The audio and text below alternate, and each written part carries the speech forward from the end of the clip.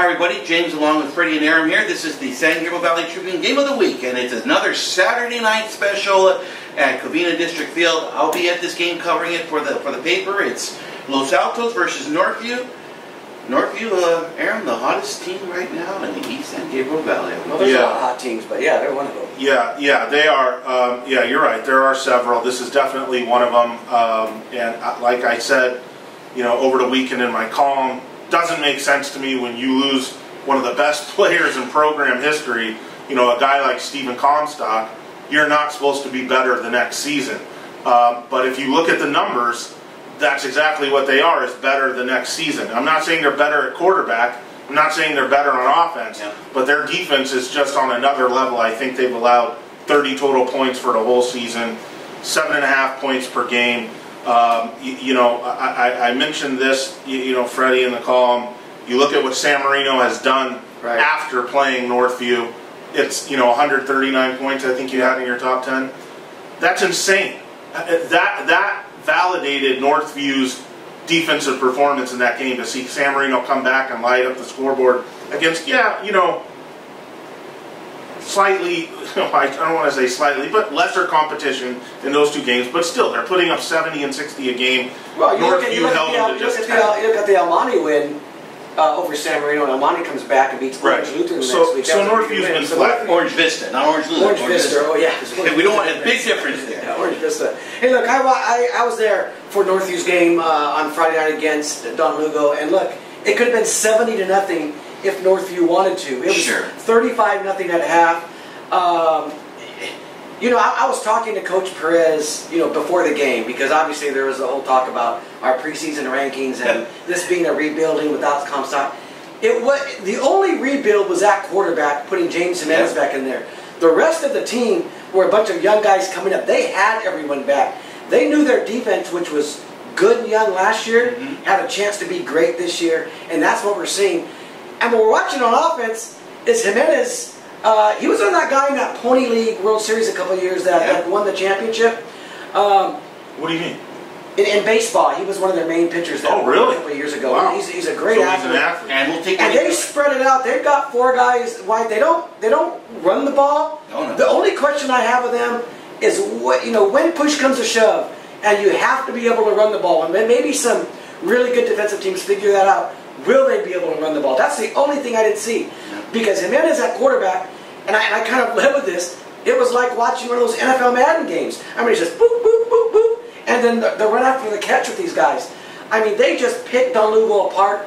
It was almost there was nothing they can do about it. And like Aram said, defensively, they didn't give him anything. Everything was a 3-and-out.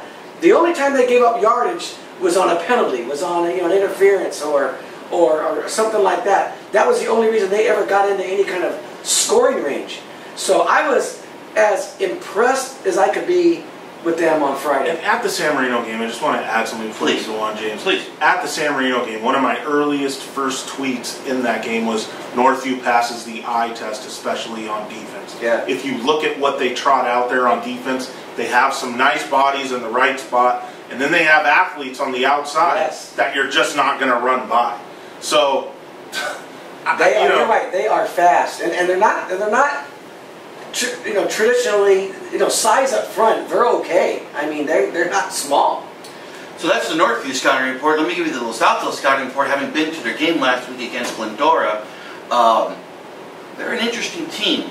Biggest issue going to this game for them will be the status of Rene Zaldivar. He pulled his hamstring at the end of the first half of their game Friday night against Glendora. He didn't play the second half of the game. David Hashigaba, who I think is a pretty good quarterback. He's a junior. He can run and throw the ball. They were okay. Glendora is one of the, I think you put them in the top 10 this week. Again, Freddie.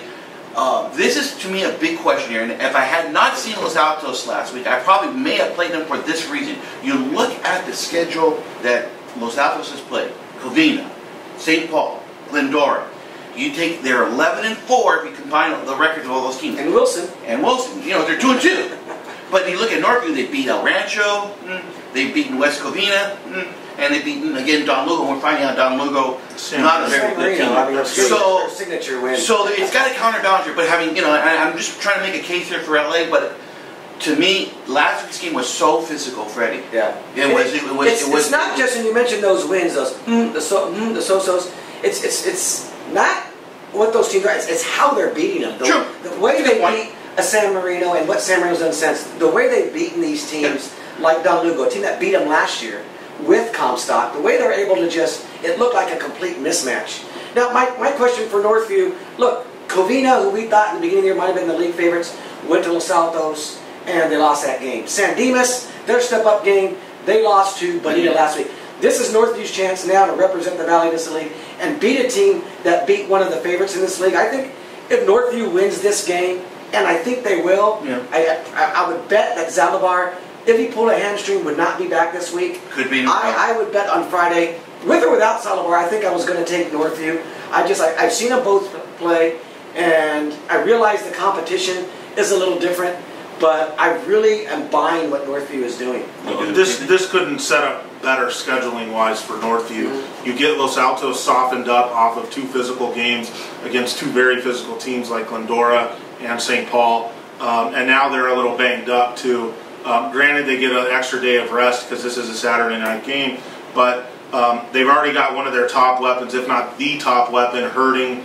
That simplifies things a little bit for Northview. All they got to do is kind of pressure Hasagaba. I think Northview makes a statement in this spot.